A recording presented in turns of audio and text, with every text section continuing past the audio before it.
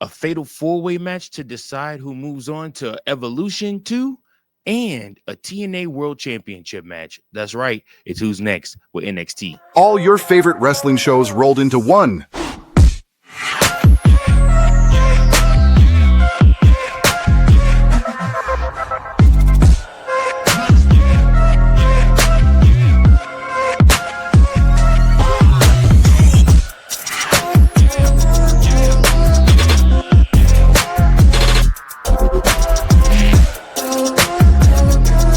Welcome to the We Book It podcast. Let's start the show.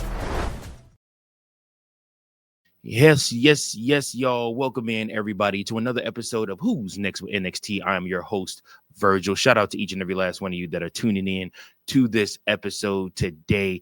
And I appreciate each and every last one of you. Listen, if this is your first time watching, go ahead and join in the conversation. Comment below. Also, hit that like button, hit that subscribe button, and also hit that notifications bell if you're watching us on YouTube, because you do not want to miss a single episode of any of our recap shows. We got Monday Night Raw with Coach. We got Tuesdays here with NXT with me.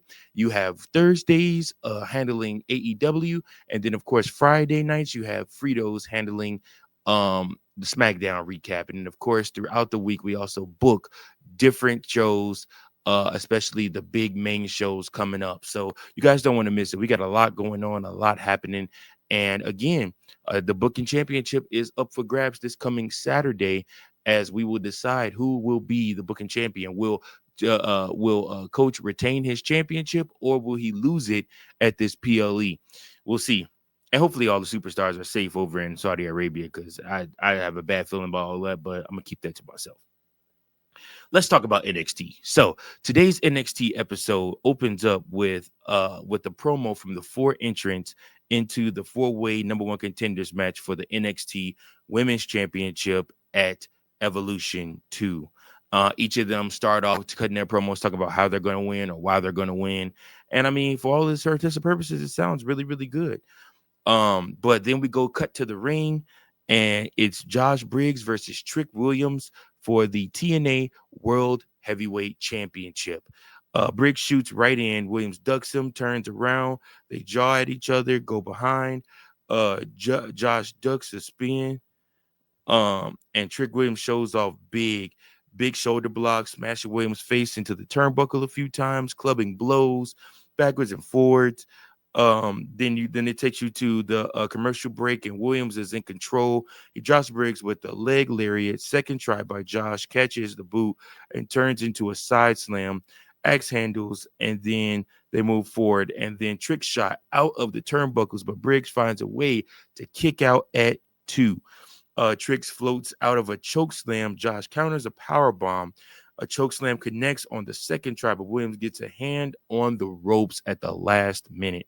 Back and forth, trading kicks, pump kicks from the champion, and then Briggs cuts him off. Short arm lariat, moonsault, nobody home. Trick charges in and then gives him the trick shot for the win, retaining his TNA World Heavyweight Championship. Good match between these two, solid match between these two. Probably the biggest highlight was when Josh Briggs went for a choke slam, and Trick Williams actually flipped out of the choke slam. He is very, very agile in the ring, very, very limber in the ring, and able to move around a lot. I thought that spot was cool, and then Briggs still ended up hitting another choke slam on him after that. But that's when he got the pinfall. I'm sorry, when he got the 2 count fall, because Trick Williams got his foot on the rope. Post match, Trick Williams gets on the mic and says he went from carrying him to carrying 2 brands at once, and he claims he's the greatest TNA World Heavyweight Champion of them all. And then of course Joe Hendry's music hits, and he appears behind Trick Williams. He clobbers Williams with a couple of lariats and sends him out the ring to boot. Then we get footage of the No Quarter Catch crew bickering from earlier today. Tavon Heights was injured training, and Charlie Dempsey tries to get him back out of his match tonight. But Tavon says he's cleared, and the doc gave him a protective face mask, and nothing's going to stop him from beating Javon Evans and getting out of New Quarter Catch crew. And so then from there we go to break. Back from commercial break, we have Miles Bourne chatting with some football men whose names don't stay on screen long enough to catch it. But Lexus King rose up to be a jerk and speak real loud at the deaf guy. He offers advice, and Miles says he's not interested, and they're not alike. King calls the football guys losers, and they take offense, so he backs down in a hurry. Lexus King is finding his way still as that heel. Um, and again, that annoying heel too. I love his look. He has a very unique look with his haircut and everything like that. So we move on from there. We see Jada Parker pacing in the locker room ahead of her main event tonight. But next we go to the ring, and it's Javon Evans going against Tavion Heights. Heights shoots right in the series with the waist lock and with the series of waist lock takedowns, pressing his attack, locking a top wrist lock to the ground on Evans. Javon Evans uh, hits him with a sunset flip for the cover of two, then a springboard crossbody, takes Tavion off his feet, Arabian press. Frankensteiner, Heights goes to the floor. Back from commercial break after that, Heights is on Evans' waist with the waist lock, and then is blocked with the elbow. Vicious headbutt connects, but Tavion stays at it and gets a German suplex, roll through, cover for two, and then Javon Evans explodes off the ropes with a corkscrew kick, boot up in the corner, and then Evans goes to the top and wins with the double jump tornillo. Javon Evans is that real deal, man. He's that dude. I almost kind of wish they still had the Cruiserweight Championship because even though he's tall, he is skinny as all get out and would be a perfect Cruiserweight champion right now. Post-match, Jasper Troy appears out of nowhere and takes Evans out with a boss man slam. Then we get a recap of D'Angelo family business, including some social media business where Noam Dar is hurt again and got stripped of the NXT Heritage Cup, and Luca Crucifino got Tony D'Angelo the match for the vacant cup against Channing Stacks Lorenzo, earning some of Tony's trust back, all while Stacks still claims Luca is working as his help. Next up, we got Ashanti the Adonis going up against Ricky Saints in the match. The brawling starts, and they trade back and forth. Saints with a knuckle lock up to top for old school, sending Adonis to the floor and poses as we go to break. Back from commercial break, Saints blocks a whip, but Adonis drops him with the DDT. A fireman's carry dropped into a brain buster, but it is not enough. And then back and forth these two go, and then Ricky gets the better of him with the Rochambeau and the pinfall for the 1, 2, 3. And then, of course, after the match, post-match, All Ego Ethan Page appears on the Tron, but his video shorts out on the screen. In any case, he attacks Saints from behind, thinks better of Twisted Grin before hitting a Rochambeau of his own. Dark State then get a promo branded by Progressive Insurance. That's really weird. Because nothing says making your insurance payments like a gang of wrestler vignettes. And then after that, we see Oba Femi walking backstage as we go to break. Next, we come back and Oba Femi makes his entrance. It gets on the mic. He talks about his title reign and how he's defeated all comers. Turning capable continues into footnotes on his legacy, and now he sits comfortable atop his pedestal. This is where it gets dangerous, and other men might coast and bask on the euphoria of their victories, but the ruler isn't any man. He gets restless where there's no competition and no contenders, but he craves the fight. He enjoys it. He embraces it, and he needs challengers and welcomes himself who he thinks could stand up to the ruler himself. And then, of course, Yoshiki Inamura, the perfect specimen of masculinity, answers the call. He says he came to NXT to chase glory, but when it didn't come, he went home to Japan. Snap, I lost my place. Sorry, y'all. He went home to Japan and realized all things that he missed. His partner and best friend, Josh Briggs, for one, and also NXT as a whole, because he loves NXT, the culture, the passion of the fans, and he wants to pay them back by becoming the NXT champion. He wants to go bigger. Oba Femi is certainly bigger. Femi says they have an in common being strangers in strange lands, and he made this place his home for a long time ago and has thrived. And that's where they're different. And Amora had struggles and left, but they have embraced him for coming back and turning the tide with a smile on his face. but he can't fool Oba. He sees beyond the smile. He sees underneath the fighting warrior and the spirit and craves the fight. And the fighting, the crowd's honor is a big mistake because when you face the ruler, you fall like everyone else. Then Inamura gets in his face and says he's ready. As Yoshiki leaves, Jasper Troy freight trains him and confronts Oba Femi from the apron. And then after that, Izzy Dane rolls up to chat with Tatum Paxley and gives her a gift and asks her to be in her corner in the main event. Then after that, we see Sol Ruka and Zarya roll up. Sorry, this thing is tripping. Uh, Rolls up to chat with Tatum Paxley. So Ruka and Zarya roll up, and Dame snipes at Zarya, saying the title her best friend holds is as close as she'll get to the title. Dame walks off, and Tatum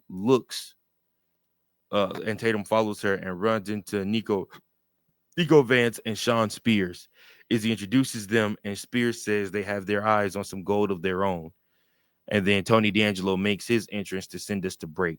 So I'm going to go back to Oba Femi for a minute. Oba Femi has carried the NXT championship, and he's been built up like a monster.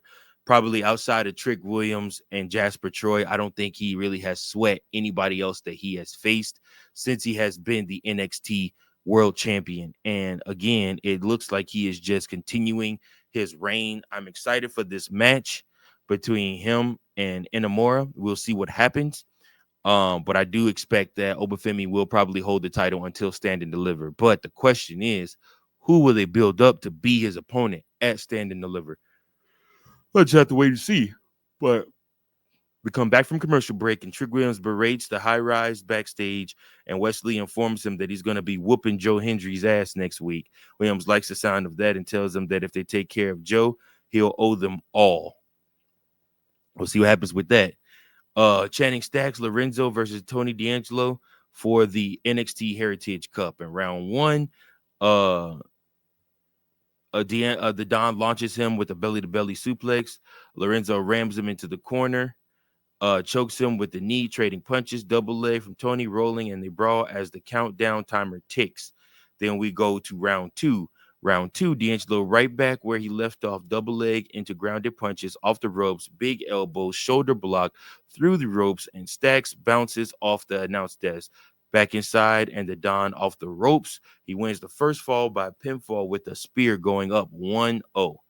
And then we go to break. Then we come back for round three, back from commercial, and D'Angelo kicks Lorenzo away. Stacks kicks his leg out of his kicks his leg out of his leg, knee drop across his neck, cover, and then the countdown ticker. And then Channing gets a cheap shot in between rounds. And then round four, we got Stacks gets in there. Channing Stacks, Lorenzo wins the second fall by pinfall with a small package, evening it up to 1-1. Luca Cristofino arrives to be in Tony's corner, and the time for the next round. Stacks working with Shawn Michaels' modified figure four leg lock. Tony gets away, right hands whip across. These two go back and forth, and then Channing's goons get involved. Cristofino tries to make the save, but accidentally wallops the Don with a bucket. And then Channing Stack Lorenzo wins the final fall by pinfall with the Busaku knee to the back of the head, going up 2-1 and winning the NXT Heritage Cup. Post-match, Stack celebrates with the cup, and Luca Cristofino tries to help Tony D'Angelo up, but the Don's not having it and drops him with the right hand. Tony says he doesn't trust Luca or Stacks and takes his leave. And man, let me tell y'all something. That was a pretty good NXT Heritage Cup match. I will say that for sure. They pulled out all the stops to just further the story that we've been following between Tony D and Stacks. That has been that also now deals with Cristofino, who I do think is actually working with Stacks. So it'll be interesting to see what happens with that. After that, we see Fatal Influence being interviewed backstage and talk about how they showed Blake Monroe where she fits in their division. JC Jane talks about watching the first Evolution as a fan and thinking if there was ever another, she'd be on it. And here she is. We see Jordynne Grace doing pull-ups in the locker room as they send us to break. Back from commercial break, Thea Hall is chatting to a bunch of LFG kids about her trials and tribulations when Lainey Reed rolls up to her to tell her she's getting played like a fiddle and to calm down.